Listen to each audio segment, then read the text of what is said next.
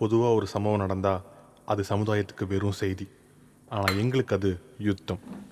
ஒரு கொலையோ கடத்தலோ அதுக்கு பின்னாடி ஒரு பழிவாங்கிற எண்ணம் இருக்கும். ஆனால் இதில் சராசரியான எந்த விஷயமும் ஒத்து போகலை.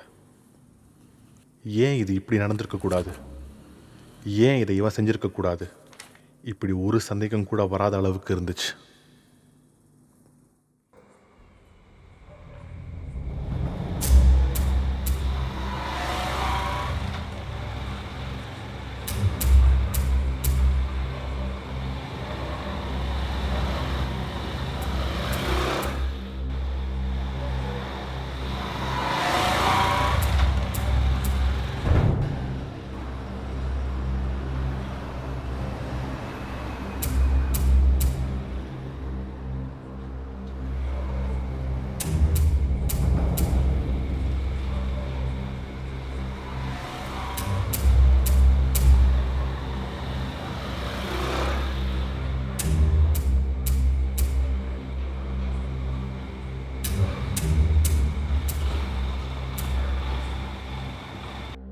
நாங்கள் 2 பேர் தானே ஃபாலோ பண்ணிட்டு இருக்கோம். இங்கே யாருமே இல்லைண்ணா.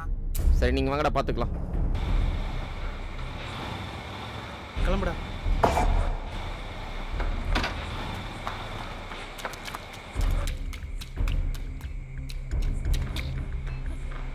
ஃபோனர் அண்ணா போட்டானுங்கண்ணா.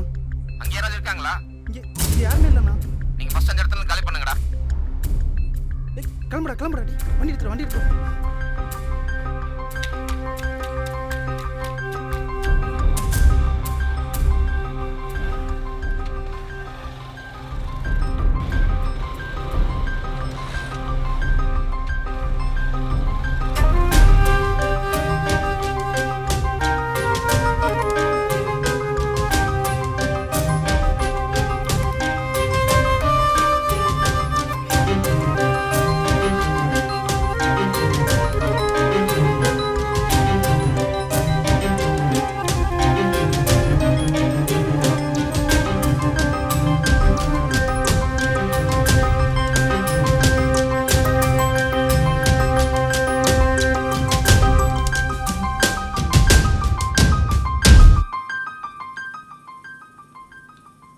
எப்போ எழுந்த?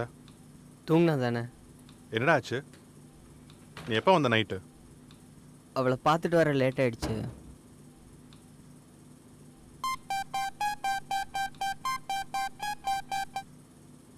ஐஷு, அஸ்வினி இப்போ எங்கே இருக்க? ஐஷு, என்ன பிரச்சனை?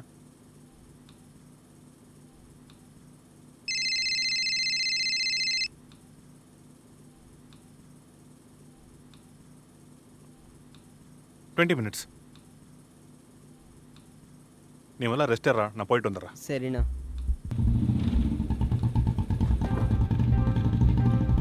வடக்கோவை ரொம்ப பிஸி ஸ்பாட். அதான் பிளான் பண்ணி மிட் நைட் 2 மணிக்கு தூக்கியிருக்காங்க.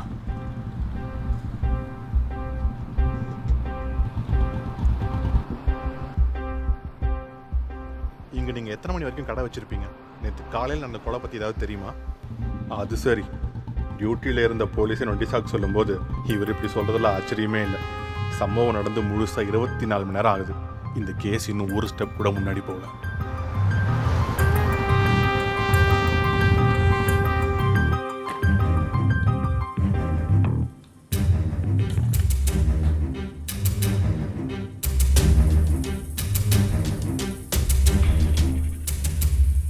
உன்னோட ஷேர் எப்படி பண்ண? யார் பண்ணா?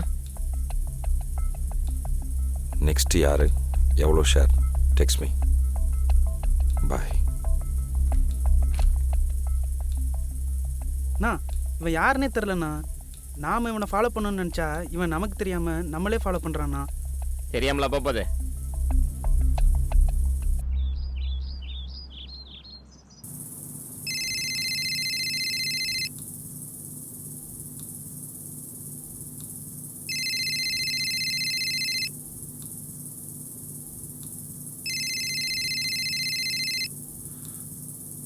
ஹலோ.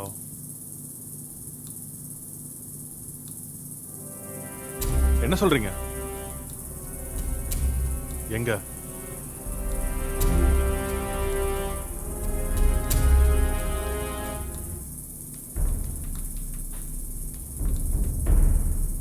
அண்ணா என்ன விஷயம் சொல்லு. அண்ணா அவளை எப்படியாவது இங்கே கூப்பிட்டு வரணும்ண்ணா. லூசாடா நீ? இங்க என்ன பிரச்சனை போயிட்டு இருக்கு? நேற்று ஃபோன் ட்ரை பண்ணி அவள் வீட்டில் மாட்டிக்கிட்டாண்ணா. சரி வெயிட் பண்ணு, ஏதாவது ஈவினிங் வந்து பேசிக்கலாம். முதல் சம்பவத்தோட தாக்கம் குறையறக்குள்ள இப்போ அடுத்தது, அதுவும் எனக்கு ரொம்ப பக்கத்தில். ஃபாரன்சிக் டீம் வந்தாச்சா? அங்கே ஏன் இவ்வளோ க்ரௌடாக இருக்கு? சார் விஷயம் தெரிஞ்சோடனே வந்துட்டாங்க. இப்போ கிளியர் பண்ணிடுறோம். பிளட் சாம்பிள் ரிப்போர்ட்ஸ் வந்துருச்சா? ஏதாவது எவிடன்ஸ் கிடச்சிதா? இந்த கொலையிலையும் எங்களுக்கு எந்த எவிடன்ஸும் கிடைக்காதுன்னு நான் நினச்சேன். ஆனால் 5 விரலும் ஒரே மாதிரி இருக்காதுல்ல. ஸோ சின்ன சின்ன துருப்புகள்.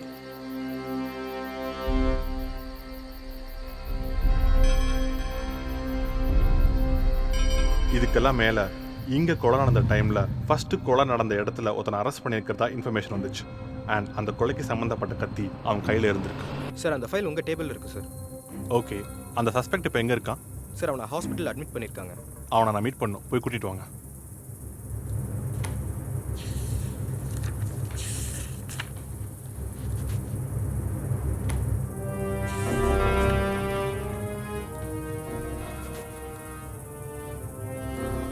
அவன் பேர் ஜீவா, ஏதோ கார்மெண்ட்ஸில் ஒர்க் பண்ணுறான். அவனோட பாக்கெட்டில் ஒரு கார்டு இருந்துச்சுன்னு மட்டும் சொன்னாங்க.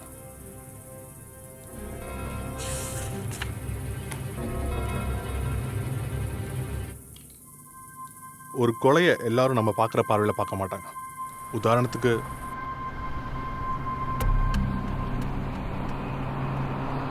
ஐயா என் பையன் ரொம்ப நல்லவங்க ஐயா. அதுக்குன்னு ஏரியாவில் இருக்கிற முக்கியமான ஆளுங்களை பகைச்சிக்கிட்டா சும்மா விட்டுருவோமா சார்? அவனுக்கு ஏரியாவில் ஆகாதவங்க நிறைய பேர் இருக்காங்க சார். அவனை நாங்கள் போடல, யாருன்னு தெரில. இவங்க சொல்கிற அளவுக்குலாம் அவன் பெரிய ஆள் இல்லை சார். அவன் என்னடா வேலை பார்க்குறான்? குருவி சார். குருவியா? பொருள் கடத்தலேருந்து பொண்ணு தூக்குற வரைக்கும் எல்லா வேலையும் பண்ணுவான் சார். ஸோ நம்ம தேரி படி அவனுக்கு நிறைய எதிரிங்க இருக்காங்க. அவனுக்கும் ஜீவாவுக்கும் சம்மந்தம் இருக்கிற மாதிரி தெரியல.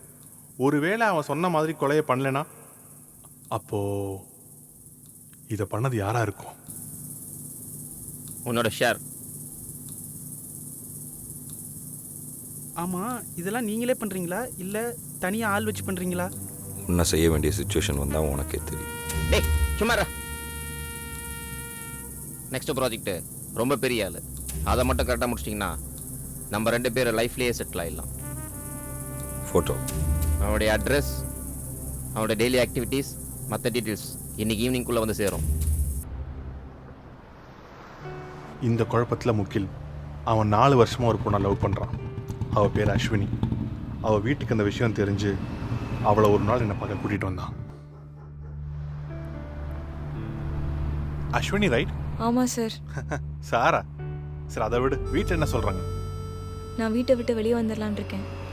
அப்படி அவசரப்பட்டு முடிவெடுக்காதீங்க, வெயிட் பண்ணுங்க, உங்களுக்கு நான் ஹெல்ப் பண்ணுறேன். அன்னைக்கு நான் சொன்னதுக்காக வெயிட் பண்ணாங்க. இப்போ இது பெரிய பிரச்சனையாயிடுச்சு. என்னோட தம்பி இந்த நிலைமையில பார்க்கவே முடியல. அன்னைக்கு நைட் நான் மறுபடியும் வடகோவை போனேன்.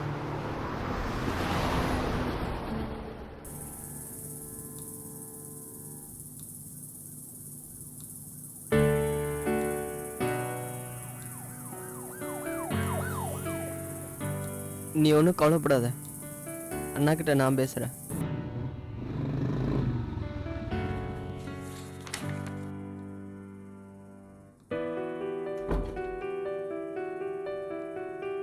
அண்ணா அவகிட்ட இருந்து ஃபோன் வந்துச்சுண்ணா. அவள் வீட்டில் ஏதோ பிரச்சனையா.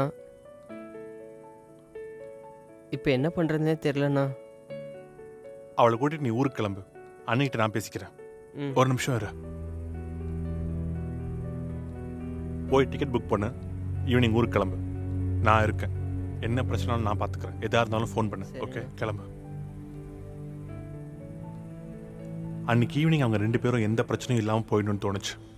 அந்த சஸ்பெக்டை டிஸ்சார்ஜ் பண்ணிட்டு தான் ஃபோன் வந்துச்சு. நான் அவனை பார்க்க போனேன்.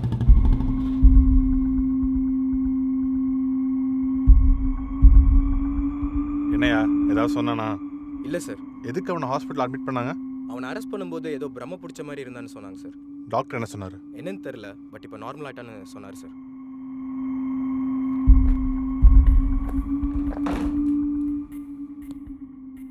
பேர் என்ன?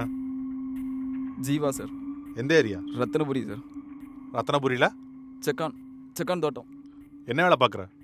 குமார் கார்மெண்ட்ஸில் பில்டிங்கில் ஒர்க் பண்ணுறேன் சார். நேற்று நைட் 2 மணிக்கு உனக்கு அங்கே என்னடா வேலை? தெரில சார். அசால்ட்டாக ஒரு கொலையை பண்ணிவிட்டு அங்கேயே சுற்றிட்டு இருந்திருக்க சார். கொலையா சார்? எத்தனை நாளாக பிளான் பண்ணிட்டு இருந்தீங்க? அப்படிலாம் ஒன்றும் பண்ணல சார். உங்கள் ஆளு எல்லாத்தையும் பிடிச்சாச்சு. அப்படிலாம் ஒன்றும் தெரியாது சார். அதெல்லாம் ஒன்றும் இல்லை சார். ஒன்றும் இல்லை. என்ன நடந்தனே தெரில சார்.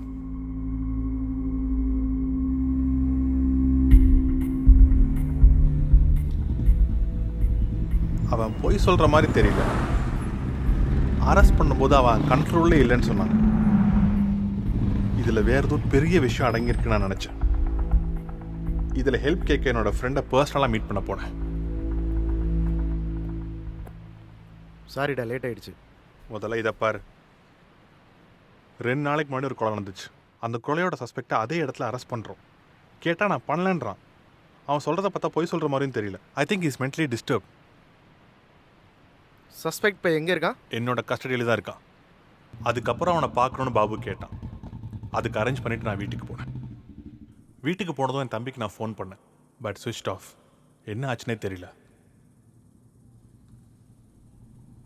திடீர்னு ஒரு ஃபோன் கால்.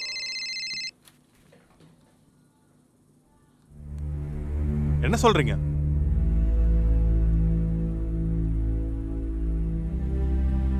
சரி, அவனை கூட்டிட்டு வாங்க. ஃபோனில் 2வது கொலை நடந்த இடத்துல ஒருத்தனை அரெஸ்ட் பண்ணியிருக்கிறதா சொன்னாங்க. நான் பாபுக்கு ஃபோன் பண்ணி அவனை வீட்டுக்கு வர சொன்னேன். அந்த சஸ்பெக்டும் வந்தான். அது என்னோட தம்பி முகில். நீ எதுக்குடா அங்கே போன? நான் கேட்குறேன் இரு. முந்தானத்து நைட்டு எங்கே போயிருந்த? படத்துக்கு போயிருந்தேன். படம் முடிச்சு எத்தனை மணிக்கு வீட்டுக்கு போயிருந்த? Good you tell me the exact time? சரியா தெரியல. ஒரு 4 o'clock இருக்கும். சரி, அதை விடு. நேற்று நைட்டு எதுக்கு அங்கே போனேன்? நான் எங்கேயும் போகலையே. கொஞ்சம் ட்ரை பண்ணு. அன்னைக்கு படம் பார்த்துட்டு வர்றப்போ வேற யாரையாவது மீட் பண்ணியா? இல்லை, அப்படிலாம் யாரையும் பார்க்கல. அண்ணா, அவள் அங்கே வந்திருப்பாண்ணா. அவளை போய் பார்க்கணுண்ணா. கொஞ்சம் ட்ரை பண்ணு. அன்னைக்கு படம் பார்த்துட்டு வர்றப்போ வேற யாரையாவது இல்லையே. டேய், கேட்குற கேள்விக்குள்ள பதில் சொல்றா. அவள் அங்கே வெயிட் பண்ணிருக்கானா? ஒரு கொலையை பண்ணிட்டு எப்பறம் இவ்வளோ சாதாரணமாக உட்காந்துருக்க நீ? கொலையா? அண்ணா, என்னண்ணா சொல்கிற?